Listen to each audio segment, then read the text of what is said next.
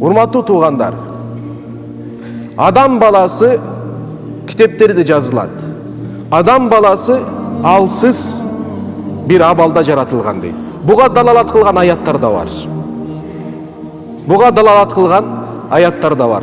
Адам баласы алсыз болуп төрөлдү. Чоңойгонго чейин bir жардамга муктач болуп жашайт. Өзүңөрдүн кичинекей абалыңарды bir элестеткиле. Ата-энең болбосо, бул жашоодо сен үчүн жашоо мүмкүнчүлүгү жок. Те өзүң бутуңа турганга чейин эмне болосуң? Ата-энеңе муктач болосуң. 18-20 жашка чыкканда акырын эмне болосуң? Жаш куракка, жаш мезгилге өткөндө ошондо эмне болосуң? Өзүңө ээ боло турган, күч кубатка толуп турган bir убакыт болот. Бул убакыт көпкө созулбайт. Көпкө созулбайт. Кийин кайра муктач абалга түшүп каласың.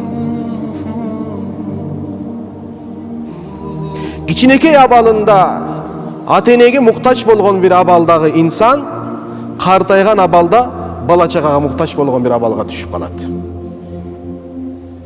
Ошол эки муктачтыктын ортосунда баары бир муктач болгон bir мезгилди жашайт инсан. Ал муктачтык материалдык жактан болушу мүмкүн.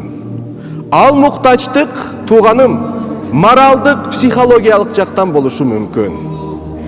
Ал муктачтык физиологиялык жагынан болушу мүмкүн. Кыскачасы, адам баласы руханий жактан да болушу мүмкүн. Жалпысынан адам баласы муктач болуп төрөлгөн. Ошол себептен пайгамбарыбыз саллаллаху алейхи ва саллям bir hadisinde айтат: "Хуликан нас ли хаваиджин нас." Кээ бир инсандардын муктачтыгы үчүн жаратылган деп айтат Аллах пайгамбар саллаллаху алейхи ва саллям. Кээ бир инсандардын эмнеси үчүн жаратылган дейт? Муктачтыгы үчүн жаратылган дейт. Караңыздар. Хуликан нас деп атат. Жаратылды, дүйнөгө келди bir insan. Эмнеге? Bir insandын муктачтыгы үчүн келди деп атат.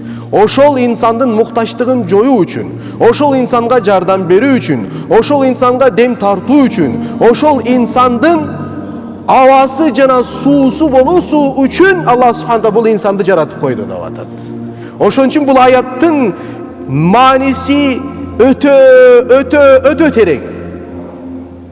Wa ta'awanu 'alal birri wat taqwa. Ta'awanu bir-бириңерге жардам бергиле. Alal birri wat taqwa, жакшылыктын жана таквалыктын негизинде. Бирок wala ta'awanu bir-бириңерге эч качан жардам бербегиле.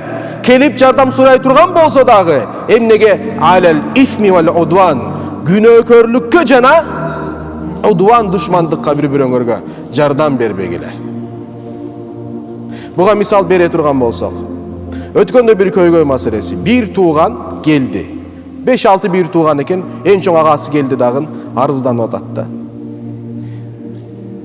Калган 4 bir тууганы, bir тууганы менен мамилеси бузулгандыгы үчүн тиги келип туруп, тигилерден жардам сураган.